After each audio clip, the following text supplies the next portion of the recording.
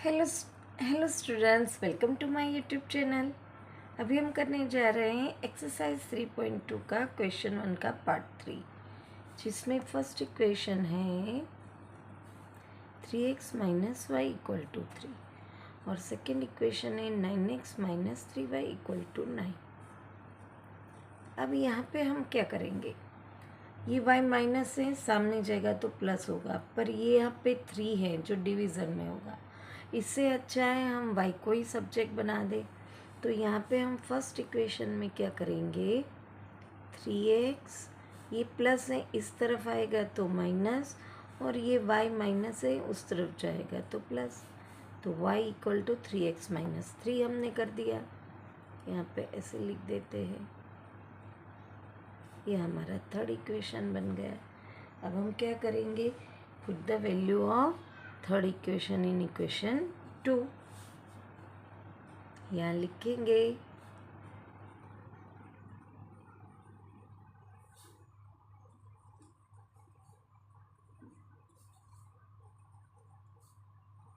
Equation 2। अब ये equation है 9x माइनस 3। अब यहाँ पे ये y है, इसकी जगह हम क्या लिखेंगे, 3x माइनस 3 इक्वल टू 9। अब इसको हम सॉल्व करेंगे, 3 3 ज़ा 9x माइनस माइनस प्लस 3 3 ज़ा 9 इक्वल टू 9। अब ये प्लस है ये माइनस है तो कट हो गया, तो आंसर क्या हुआ, 9 इक्वल टू 9। इसका मतलब ये होता है, जब कोई भी इक्वेशन को हम इस तरह से सॉल्व करते हैं और दोनों तरफ पॉजिटिव न्यूमेरिकल वैल्यू आती है, वेरिएबल तो है ही नहीं, तो इसका मतलब ये होता है कि ये दोनों इक्वेशन के इनफाइनाइट मैनी सॉल्यूशन है। हम आगे ग्राफ के वाली एक्सरसाइज 3.1 में देख चुके हैं। एक यूनिक सॉल्यूशन होता है, जब पैरेलल लाइन होती है तो नो कॉमन सॉल्यूशन होता है, और जब कोइंसिडेंट होता है तब इनफाइनाइट मैनी सॉल्यूशन होता है। तो हम यहाँ पे ऐसे लिख सकते हैं, these have infinite many solution। अब वो इतने इनफाइनाइट मैनी सॉल्यूशन है तो सब तो सॉल्यूशन हम करने बैठ नहीं सकते। उसमें इसमें तो अभी सिंपल है, ये जो हमारा इक्वेशन 3 है इसमें हम कोई भी x की वैल्यू रखेंगे तो हमें y की वैल्यू मिलती जाएगी। तो हम x की वैल्यू, जो नंबर सिस्टम इनफाइनाइट है तो जो भी रखे आंसर हमें मिल जाएगा, तो हम सब तो ढूंढ नहीं सकते, तो यहाँ पे हमें इस तरह से लिखना है। अब हम आते हैं फोर्थ पार्ट पे। इसमें इक्वेशन, ये इक्वेशन 1 है, ये इक्वेशन 2 है तो बहुत इजी, पर डेसिमल में है तो हमें थोड़ा ध्यान रखना है। यहाँ पे हम क्या करेंगे, इक्वेशन 1 में सब्जेक्ट बनाएंगे, तो क्या करेंगे, ये प्लस है, इक्वल के सामने जाएगा तो माइनस हो जाएगा, और ये यहाँ पे मल्टीप्लिकेशन के रिलेशन में है, इक्वल के सामने जाएगा तो डिवीजन में आ जाएगा। ये हमारा बन गया इक्वेशन नंबर 3। अब हम क्या करेंगे, सेकेंड इक्वेशन में इसकी वैल्यू पुट करेंगे। हम यहाँ पे ये ऐसे भी लिख सकते हैं, put the value of x in equation 2, या तो फिर put the value of equation 3 in equation 2, किसी भी तरह से हम लिख सकते हैं।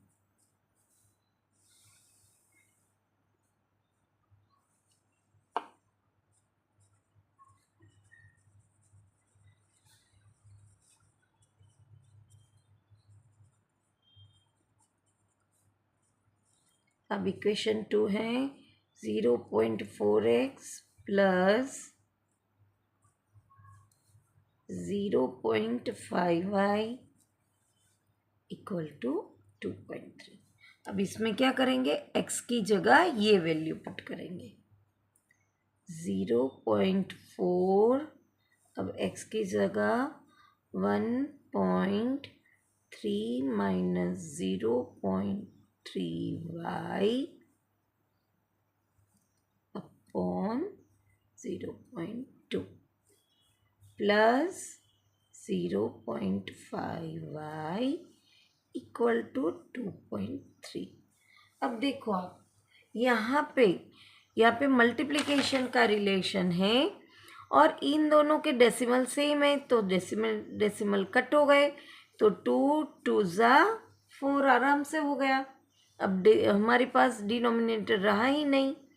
अब यहाँ पे तो इसका मल्टीप्लिकेशन का रिलेशन है, तो इसको यहाँ मल्टीप्लाई करेंगे, तो 1.3 है। अब अगर हम 13 इसको समझे तो 13 2 ज़ा 26, तो 2.6 हो गया, प्लस माइनस माइनस 3 2 ज़ा 6 0.6y plus 0.5y equal to 2.3।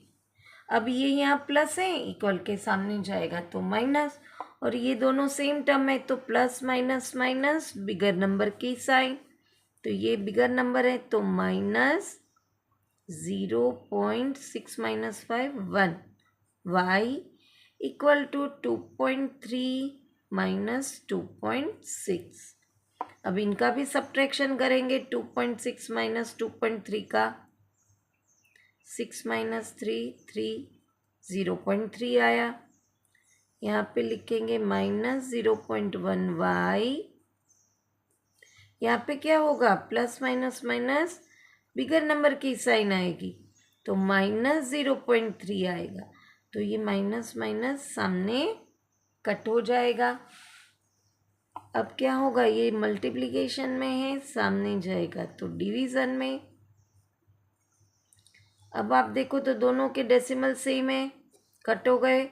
अब 1 3 ज़ा 3 ही होता है, तो हमें y की वैल्यू मिल गई। अब क्या करेंगे भाई, put the value of y in equation 3। ये हमारा है x equal to 1.3 minus 0.3y by 0.2। अब y की जगह हम क्या करेंगे, 3 लिखेंगे।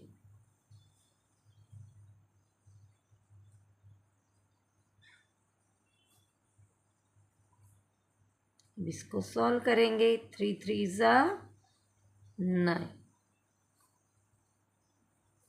1.3 माइनस 0.9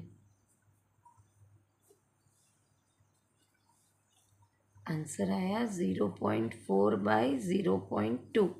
अब डेसिमल वापस कट होगा, तो 2 2 ज़ा 4, तो हमें x की वैल्यू क्या मिली 2।